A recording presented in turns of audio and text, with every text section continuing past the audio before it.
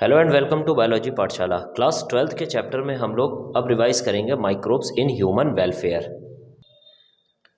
Microbes मतलब होता है ऐसे ऑर्गेनिज्म जिनको किसकी हेल्प से देखा जाता है, माइक्रोस्कोप की हेल्प से देखते हैं। ऐसे ऑर्गेनिज्म को हम लोग क्या बोलते हैं, माइक्रोब्स बोलते हैं। ये माइक्रोस्कोपिक ऑर्गेनिजम्स 5 किंगडम जो हमारे होते हैं क्लासिफिकेशन में, उनमें 5 किंगडम में 4 किंगडम में ये माइक्रो ऑर्गेनिज्म पाए जाते हैं, जिसमें कि पहला हमारा होता है किंगडम मोनेरा, सेकंड होता है किंगडम फंजाई, थर्ड होता है प्रोटिस्टा।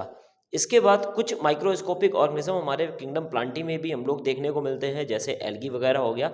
लेकिन क्योंकि हम लोग यहाँ पर ऐसे माइक्रोब्स की बात करेंगे जो माइक्रोब्स डिजीज़ तो कॉज करते हैं, साथ ही साथ ह्यूमन के वेलफेयर के लिए भी रिस्पॉन्सिबल होते हैं। तो इनमें हमने 3 किंगडम देखे, और चौथा जो होता है वो क्लासिफिकेशन में अब वो कौन होता है, वायरस होते हैं, प्रायॉन्स होते हैं और वायरॉइड्स होते हैं। तो ये जो ऑर्गेनिज्म के नाम लिखे हुए हैं यही क्या कॉज करते हैं, डिजीज़ कॉज करते हैं। लेकिन डिजीज़ कॉज करने के साथ ही साथ ये ह्यूमन के वेलफेयर के लिए भी बहुत सारे प्रोडक्ट देते हैं। जैसे मोनेरा में हमने देखा बैक्टीरिया होता है, साइनोबैक्टीरिया होता है, और हमारा एक्टिनोमाइसिटीज़ के मेंबर्स होते हैं। फंजाई के अंदर रस्ट होते हैं, स्मट्स होते हैं और मोल्ड्स होते हैं। प्रोटिस्टा के अंदर प्रोटोजोन्स होते हैं। अगर हम देखें बैक्टीरिया के द्वारा कई सारी डिजीज़ होती हैं। कौन कौन सी डिजीज़ होती हैं, जैसे ट्यूबरक्लोसिस हो गया, डिप्थीरिया हो गया, कॉलरा हो गया, लेप्रोसी हो गया। ये सभी जो डिजीज़ हैं किसके द्वारा होती हैं, बैक्टीरिया के द्वारा। लेकिन उसके बाद हमने देखते हैं फंगस के द्वारा कई सारी डिजीज़ होती हैं। रिंग वॉर्म हो गया, एथलीट फूट हो गया, ये किसके द्वारा होती हैं, फंजाई के द्वारा।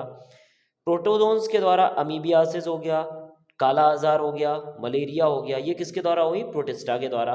वायरस के द्वारा चिकन पॉक्स हो गया, एड्स हो गया, रेबीज हो गया, ये सभी किसके द्वारा होती है, डिजीज वायरसेस के द्वारा। इन सभी माइक्रो ऑर्गेनिज्म के द्वारा डिजीज के अलावा भी कुछ ऐसे ऑर्गेनिज्म होते हैं जो ह्यूमन के लिए यूजफुल प्रोडक्ट देने का काम करते हैं। अगर हम देखें यूज़फुल प्रोडक्ट कहाँ कहाँ यूज़ हम लोग माइक्रोब्स का यूज़ करते हैं यूज़फुल प्रोडक्ट लेने के लिए। सबसे पहले अगर हाउस होल्ड एक्टिविटीज़ में देखें, कर्ड को बनाने के लिए, चीज़ को बनाने के लिए, बेकरी प्रोडक्ट्स को बनाने के लिए, सोयाबीन को बनाने के लिए, इडली डोसा, ये कई सारे एग्जांपल्स हैं जो ये बताते हैं कि माइक्रोब्स जो हैं वो हाउस होल्ड वर्क में कितने ज़्यादा रिस्पॉन्सिबल होते हैं, या जिनसे हमको हाउस होल्ड बहुत सारी चीज़ें प्रोडक्ट्स मिलते हैं। उसके बाद बात करते हैं इंडस्ट्री के केस में। अगर हम इंडस्ट्री के केस में देखें तो कई सारे माइक्रो ऑर्गेनिज्म ऐसे होते हैं जो बीवरेज बनाते हैं, मीन्स अल्कोहल वगैरह बनाते हैं, अल्कोहल हो गया, रम हो गया, ये सब बीवरेज बनाते हैं। ऑर्गेनिक एसिड्स बनती हैं, लैक्टिक एसिड हो गया, और उसके बाद एंटीबायोटिक्स बनते हैं। इसके अलावा अगर हम बात करें तो कुछ इंजाइम्स बनते हैं, इम्यूनो सप्रेसिव एजेंट्स बनते हैं जिनको हम लोग साइक्लोस्पोरिन ए बोलते हैं। इसके अलावा बायो कंट्रोल एजेंट जो होते हैं वो भी बन जाते हैं। सीवेज वाटर ट्रीटमेंट में भी माइक्रोब्स का यूज़ करते हैं, बायोगैस प्रोडक्शन में माइक्रोब्स का यूज़ करते हैं, और बायो फर्टिलाइज़र में। ये सभी जो हैं ये माइक्रोब्स की ऐसी एप्लीकेशंस हैं जिनका यूज़ ह्यूमन के वेलफेयर के लिए किया जाता है। माइक्रोब्स की अगर हम बात करें तो हम लोग एक एक टॉपिक में देखेंगे। सबसे पहले हम लोग हाउस होल्ड के बारे में देखेंगे, फिर इंडस्ट्री, फिर कैसे बायो कंट्रोल एजेंट में, कैसे सीवेज वाटर ट्रीटमेंट में, कैसे बायोगैस में, और उसके बाद बायो फर्टिलाइज़र में। तो हम लोग सबसे पहला शुरुआत करेंगे किस तरीके से माइक्रोब्स जो हैं वो इंडस्ट्री प्रोडक्ट में फॉर्मेशन में हेल्प करते हैं। अब हम लोग बात करते हैं माइक्रोब्स का यूज़ इंडस्ट्रियल जो प्रोडक्ट होते हैं उनके प्रोडक्शन में किस तरीके से करते हैं। Industrial production requires the formation of large quantities of produce which generally involve the microbial reaction to produce a specialized vessels called fermenters or bioreactor। देखिए इंडस्ट्रीज में जो कुछ बनेगा वो स्मॉल क्वांटिटी में ना बन के किस क्वांटिटी में बनता है, लार्ज क्वांटिटी में बनता है। जो लार्ज क्वांटिटी में बनता है इसके मतलब कि उसके लिए ज़्यादा माइक्रोब्स चाहिए होंगे, उसमें माइक्रोबियल रिएक्शंस होंगी। इस बिहाव पर हम कह सकते हैं तो हमें एक बड़े कंटेनर की ज़रूरत होती है जहाँ पर ये रिएक्शंस को हम करवा सकें। उन रिएक्शंस को करवाने के लिए जिस कंटेनर की ज़रूरत होती है उस कंटेनर को हम लोग बोलते हैं फर्मेंटर्स या फिर बायोरिएक्टर। तो फर्मेंटर और बायोरिएक्टर एक स्पेशलाइज्ड वेसल्स होते हैं जो जिनके अंदर क्या होती है, माइक्रोबियल रिएक्शंस होती है। कितनी क्वांटिटी में, लार्ज क्वांटिटी में, जो हमें किसी भी प्रोडक्ट को बनाना होता है। सबसे पहला है production of fermented beverage. Fermented beverage का मतलब क्या होता है कि मीन्स बीवरेज क्या है, अल्कोहल। मीन्स हम यहाँ पर क्या देखेंगे, हम अल्कोहल बनाने की प्रोसेस के बारे में बात करेंगे। अगर हम बात करते हैं ब्रीविंग इंडस्ट्रीज जो होती है वो मोस्टली किस पर बेस्ड होती है, अल्कोहलिक फर्मेंटेशंस पर। मतलब कि जो भी वाइन, बियर, विस्की, ब्रांडी, गिन्स या रम, ये जितनी भी बीवरेज हैं ये क्या है, अल्कोहलिक ड्रिंक है। जो किस इंडस्ट्री में बनती है, ब्रीविंग इंडस्ट्री में बनती है। किस प्रोसेस के द्वारा, तो अल्कोहलिक फर्मेंटेशन के द्वारा बनती है। क्योंकि ये ब्रीविंग इंडस्ट्री है तो वहाँ पर यूज़ होने वाला सबसे ज़्यादा माइक्रोब जो है वो हमारा ब्रीविंग ईस्ट होता है, जिसको हम लोग बोलते हैं सैक्रोमाइसिस सेरेविसी।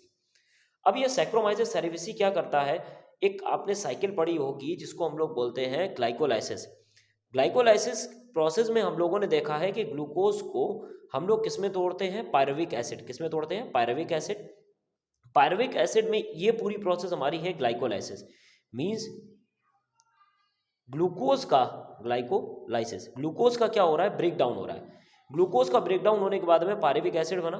पायरुविक एसिड जो है वो आगे चल के कन्वर्ट हो जाता है किसमें, इथाइल अल्कोहल में, जिसको हम लोग लिंक रिएक्शन के तौर पे देखते हैं रेस्पिरेशन के टॉपिक में।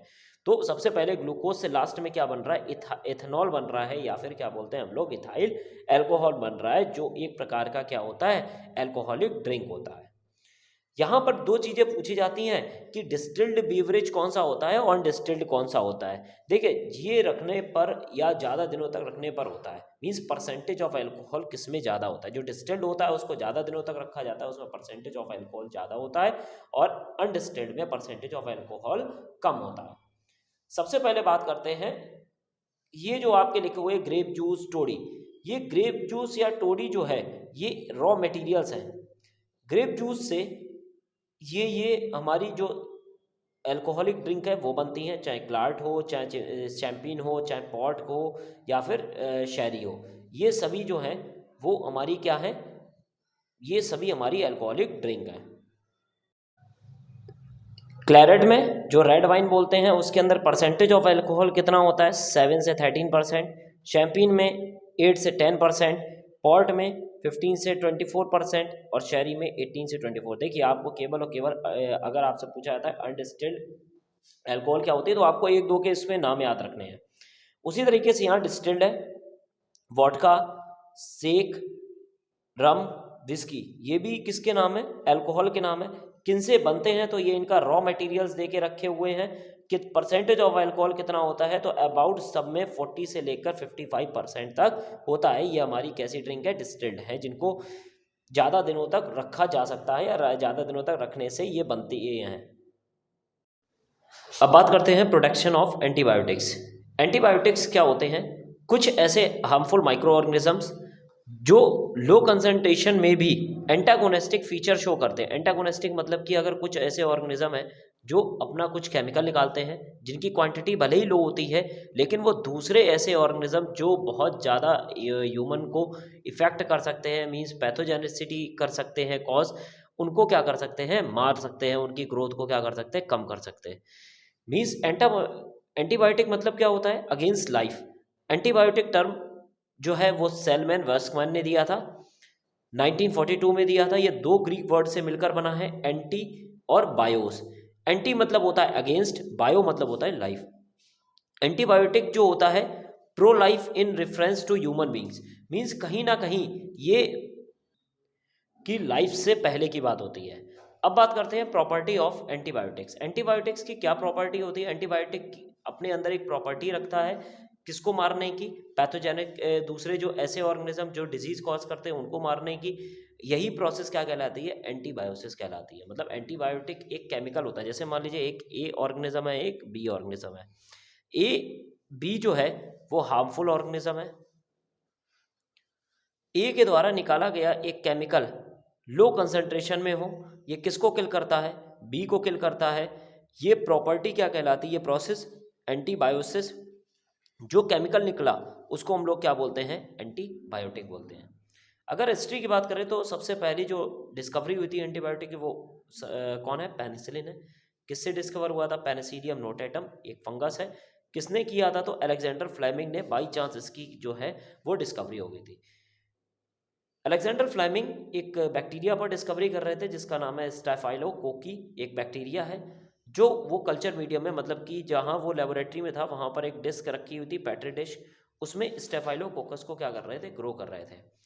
वहीं पर साइड में खिड़की खुली हुई थी, वहाँ पर खिड़की के बाहर साइड पेनिसिलियम नोटेटम फंगस वहाँ पर था।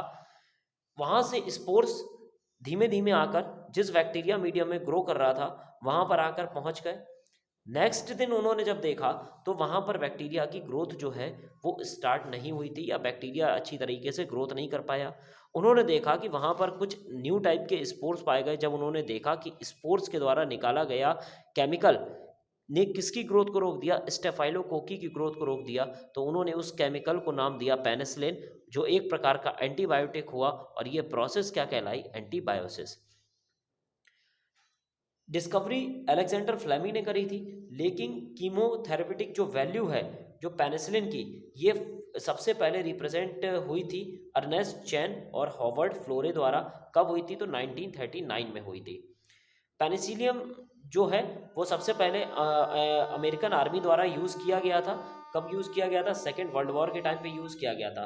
अब तक टोटल 7000 से ज़्यादा हमारी एंटीबायोटिक्स की डिस्कवरी हो चुकी है, और हर साल लगभग 300 नए एंटीबायोटिक्स का फॉर्मेशन होता है।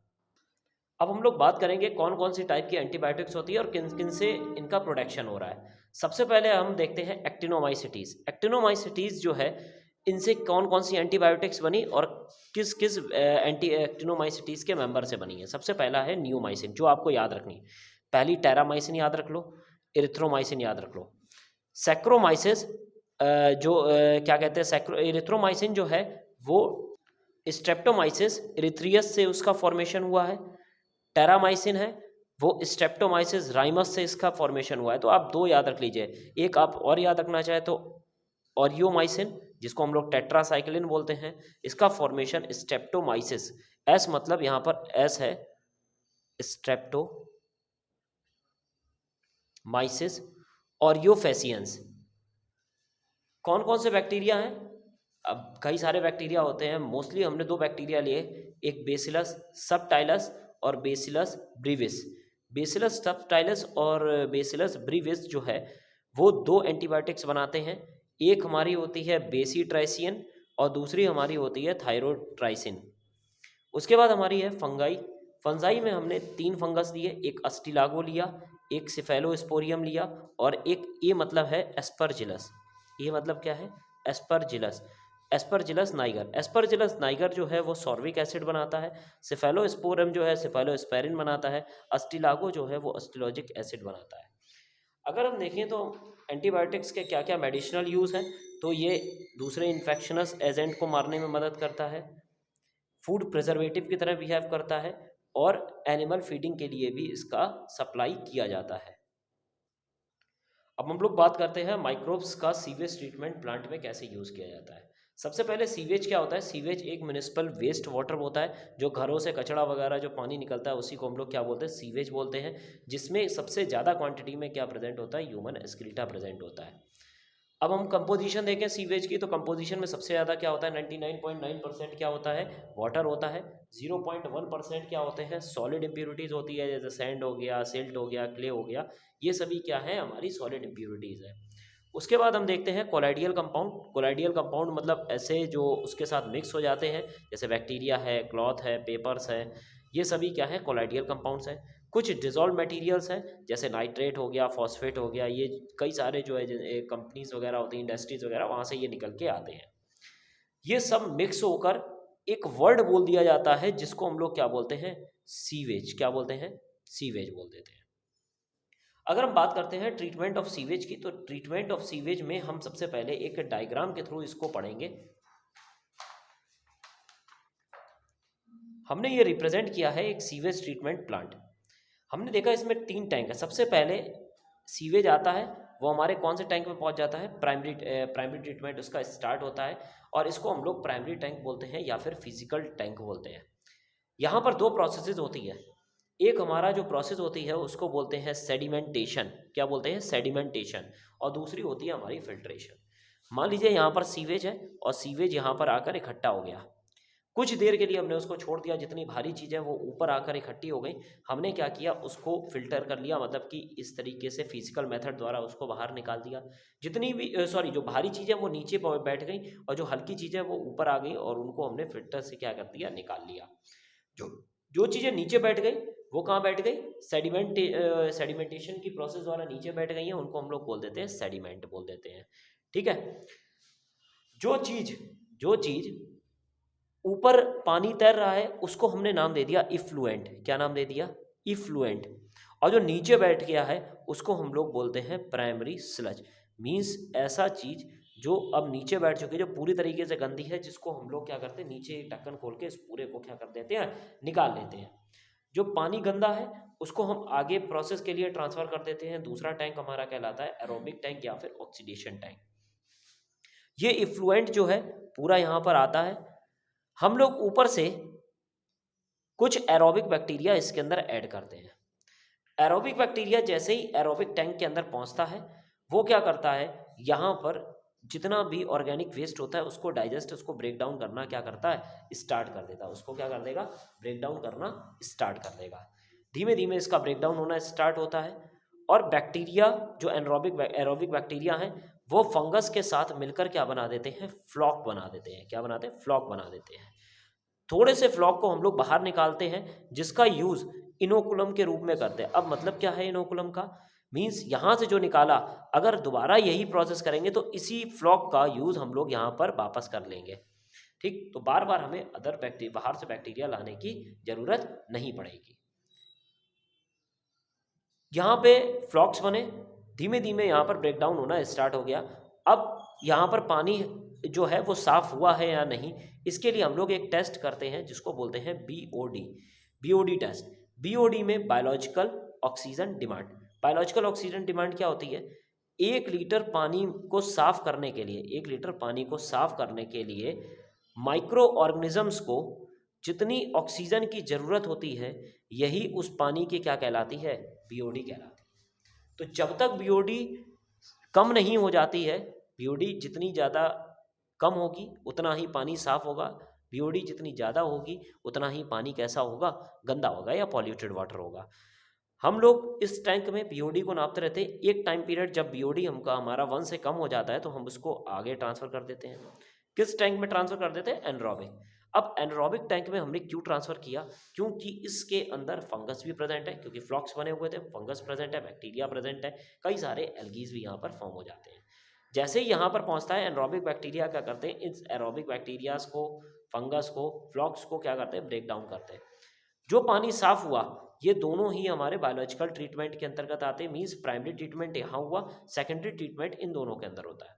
उसके बाद हम इनको 2 जगह यूज़ कर सकते हैं एनरोबिक ट्रीटमेंट के बाद में, या तो हम डायरेक्ट रिवर में ट्रांसफ़र कर देंगे इस पानी को, या तो टर्सरी ट्रीटमेंट के लिए हम आगे भेज देते हैं जहाँ पर इस पानी का क्लोरीनेशन होता है और फिर पानी आगे यूज़ के लिए सप्लाई कर दिया जाता है। इस चीज़ को हम लोग एक बार थ्योरी बेस पर देखते हैं। प्राइमरी ट्रीटमेंट में देखते हैं, सबसे पहले हम लोग क्या करते हैं, मैकेनिकल स्क्रीनिंग करते हैं। मैकेनिकल स्क्रीनिंग या सेडिमेंटेशन की प्रोसेस होती है, सबसे हम लोग कौन सी प्रोसेस करते हैं, प्राइमरी ट्रीटमेंट। जितना भी सॉलिड वेज होता है उसको पहले से ही क्या कर लिया जाता है, हटा दिया जाता है। प्राइमरी के अंदर उसको प्राइमरी टैंक के अंदर रखने के बाद में हम लोग देखते हैं उसको हल्का मटेरियल होता है उसको मैश स्क्रीन के द्वारा फिल्ट्रेशन की प्रोसेस द्वारा उसको हटा लेते हैं। जो बड़ी चीज़ें होती हैं उनको सेडिमेंट करके कहाँ, नीचे नीचे बैठा लिया जाता है। मीन्स 2 चीज़ें होती हैं, एक जो नीचे बैठ गया उसको हम लोग प्राइमरी सच बोलते हैं, जो बह रहा है जो पानी के अंदर है उसको हम लोग क्या बोल देते हैं, एफ्लुएंट बोल देते हैं। इस एफ्लुएंट को हम लोग कहाँ ले जाएंगे, बायोलॉजिकल ट्रीटमेंट में ले जाएंगे। बायोलॉजिकल ट्रीटमेंट हम लोग जिस टैंक का यूज़ करते हैं वो कौन सा होता है, एरोबिक टैंक। या वहाँ पर क्या होता है, ब्रेक डाउन, किसका ब्रेक डाउन होता है, ऑर्गेनिक मैटर। किस में होता है, तो CO2 और वाटर में होता है। इसके बाद वहाँ पर 2 चीज़ें होती हैं, कुछ ग्रिड्स वगैरह होते हैं, मीन्स ग्रेवल्स, पत्थर वगैरह होते हैं, जहाँ पर इनको क्या किया जाता है, पास करवाया जाता है इस इफ्लुएंट को। दूसरा एरोबिक टैंक में क्या होता है, जो फ्लॉक्स का फॉर्मेशन होता है, जो एल्गल और बैक्टीरियल किसके साथ जुड़े जाते हैं, जो फंगस के साथ में जुड़े जाते हैं, तो क्या बना देते हैं, फ्लॉक्स बना देते हैं। इन फ्लॉक्स का यूज़ हम लोग क्या करते हैं, इनोकुलम के रूप में करते हैं। मेजर पार्ट है। अब पानी थोड़ा बहुत जब साफ़ हो गया, कैसे साफ़ हुआ, हमने क्या नापी, बीओडी। उसके बाद पानी को हमने कहाँ ट्रांसफ़र कर दिया, एनरोबिक टैंक में ट्रांसफ़र कर दिया। एनरोबिक टैंक में जैसे ही ट्रांसफ़र किया तो वहाँ पर हमने एनरोबिक बैक्टीरिया डाले, कॉलीफॉर्म हो गया, क्लोस्ट्राइडियम हुआ, माइक्रोकोकस, ये सभी क्या है, एनारोबिक बैक्टीरिया है, जो क्या करते हैं, डाइजेस्ट करते हैं किसको, एरोबिक फ्लॉक को डाइजेस्ट करते हैं।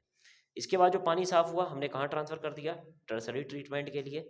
जो जितने भी नाइट्रेट और फॉस्फेट्स है ये प्रेसिपिटेशन मेथड द्वारा हट जाते हैं। जो भी एनरोबिक या एरोबिक जो भी बैक्टीरियाज होते हैं ये ख़त्म हो जाते हैं, और हम लोग क्या करते हैं उस पानी को दो जगह ट्रांसफ़र करते हैं, या तो रिवर ट्रांसफ़र करते हैं या फिर पानी को क्लोरिनेशन के लिए ट्रांसफ़र करते हैं। और इस क्लोरिनेशन द्वारा पानी जो है वो रीयूज्ड, मतलब कि वापस उसको हम लोग क्या कर सकते हैं, यूज़ कर सकते हैं। ये पूरा जो हमारा कहलाता है यही क्या कहलाता है, सीवेज वाटर ट्रीटमेंट कहलाता है। अब हम लोग बात करेंगे माइक्रोब्स का यूज़ किस तरीके से हाउस होल्ड प्रोडक्ट का फॉर्मेशन करने के लिए होता है। सबसे पहले हम लोग देखते हैं LAB।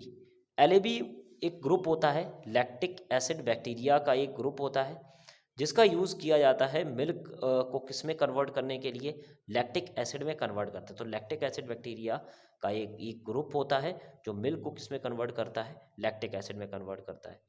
मिल्क के अंदर दो चीज़ें होती हैं।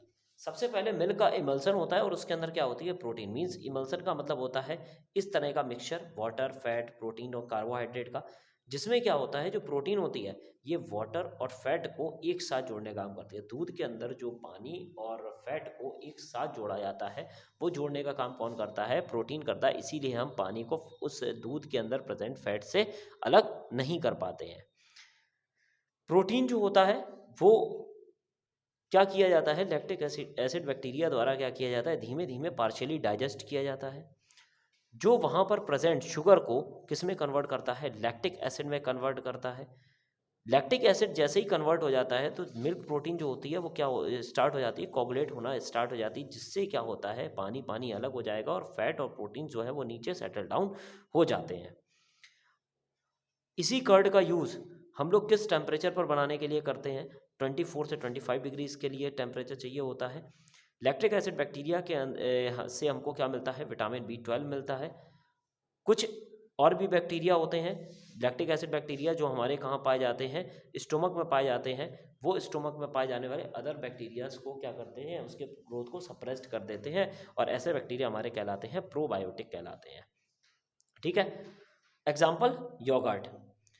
उसके बाद देखते हैं दूसरा हाउस होल्ड, पहला हाउस होल्ड प्रोडक्ट हमारा कर्ड हो गया, दूसरा क्या हो गया, इडली डोसा। इडली डोसा को बनाने के लिए भी हम लोग कई सारे छोटे छोटे माइक्रोब्स का यूज़ करते हैं। इडली डोसा एक फर्मेंटेड प्रोडक्ट है, जिसमें हम लोग क्या करते हैं, जब माइक्रोब्स को डालते हैं तो माइक्रोब्स से जो चीज़ बनती है उसको बोलते हैं डो।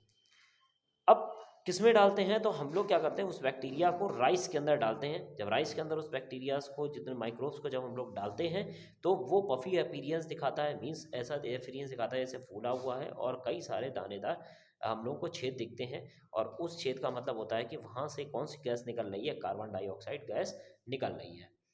अब हम लोग देखते हैं ब्रेड के बारे में। ब्रेड जो है वो भी house hold product means microbes की हेल्प से बनाया जाता है। किसके हेल्प से, ब्रेकर्स ईस्ट की हेल्प से बनाया जाता है। ब्रेकर्स ईस्ट बोलते हैं सैक्रोमाइसिस सेरेवेसी को।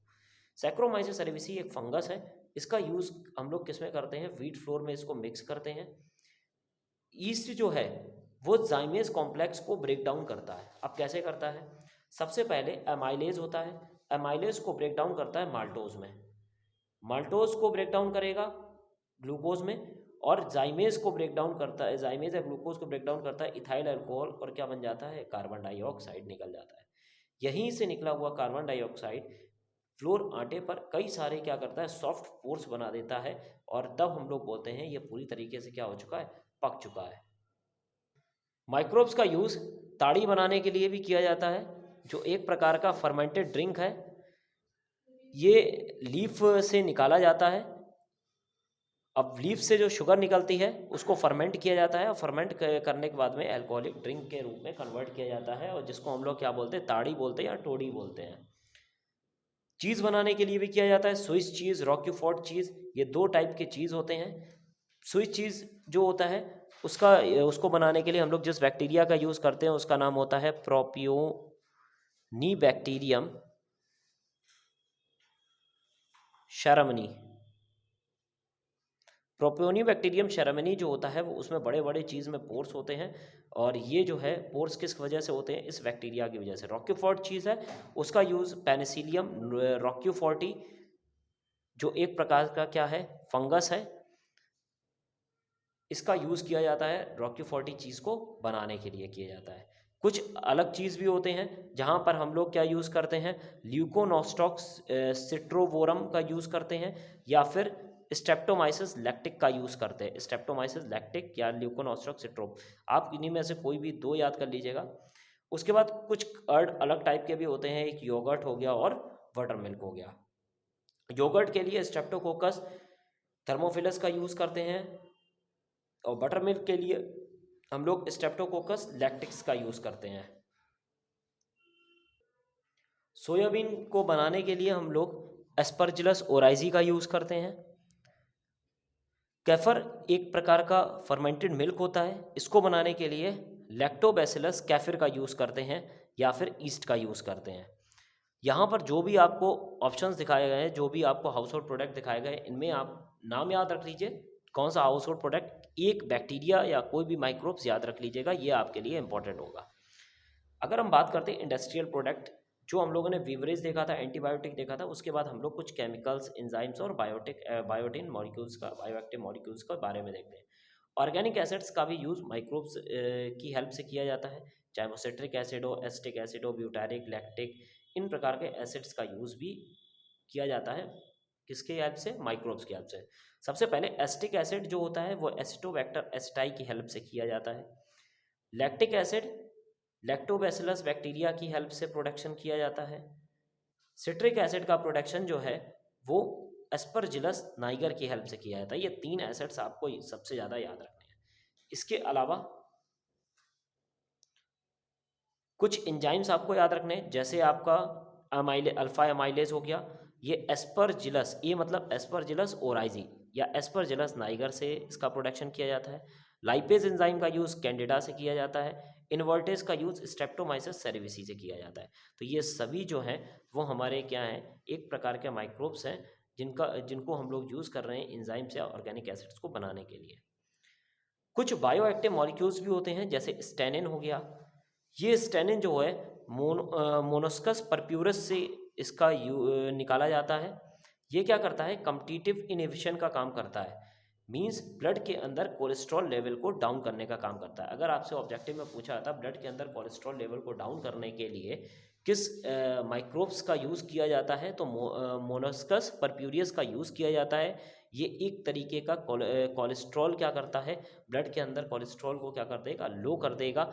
हैंस इस मॉलिक्यूल्स को हम लोग क्या बोलते हैं, बायोएक्टिव मॉलिक्यूल्स, जिसको हम लोग क्या बोलते हैं, स्टेनिन बोलते हैं। एक और होता है जिसको बोलते हैं साइक्लोस्पोरिन ए। साइक्लोस्पोरिन ए ट्राइकोडर्मा पॉलीस्पोरम से निकाला जाता है, जो एक इम्यूनोसप्रेसिव एजेंट वर्क करता है, जिसका यूज़ हम लोग किस में करते हैं, जब हम लोग ऑर्गन ट्रांसप्लांट करते हैं। देखिए, जब ऑर्गन ट्रांसप्लांट होता है तो बॉडी का इम्यून सिस्टम दूसरे ऑर्गन को एक्सेप्ट करने से जब प्रॉब्लम क्रिएट करता है, तो उस टाइम क्या होता है कि हमारी बॉडी की सेल्स जो होती हैं वो नए ऑर्गन को किल करने के लिए जाती हैं। उसी समय हम लोग साइक्लोस्पोरिन का यूज़ करते हैं ताकि उन इम्यूनोसप्रेसिव सेल्स को क्या कर सकें, चेक डाउन कर सकें।